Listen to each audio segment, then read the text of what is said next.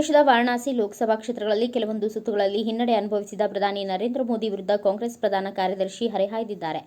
ಈ ಅಂಕಿಅಂಶಗಳು ಹಾಲಿ ಪ್ರಧಾನಿಯವರನ್ನ ಮಾಜಿ ಪ್ರಧಾನಿಯನ್ನಾಗಿಸುವ ಸೂಚನೆಯಾಗಿದೆ. ಇದು ಅವರ ನೈತಿಕ ಹಾಗೂ ರಾಜಕೀಯ ಸೋಲು. ಪ್ರಧಾನಿಯವರು ತಮ್ಮ ಚುನಾವಣಾ ಪ್ರಚಾರದಲ್ಲಿ ಟ್ರೈಲರ್ ನೋಡಿ ಎಂದು ಹೇಳುತ್ತಿದ್ದರು. ಈಗ ಅವರ ಕ್ಷೇತ್ರದಲ್ಲಿಯೇ ತಮ್ಮ ಟ್ರೈಲರ್ ನೋಡುತ್ತಿದ್ದಾರೆ ಎಂದು ತಿಳಿಸಿದ್ದಾರೆ. ಉತ್ತರ ಪ್ರದೇಶದ ರಾಯಬರೇಲಿ ಕ್ಷೇತ್ರದಲ್ಲಿ ಕಾಂಗ್ರೆಸ್ ನಾಯಕ ರಾಹುಲ್ ಗಾಂಧಿ ಅವರು 90,000 ಮತಗಳಿಂದ ಮುನ್ನಡೆ ಸಾಧಿಸಿದ್ದಾರೆ.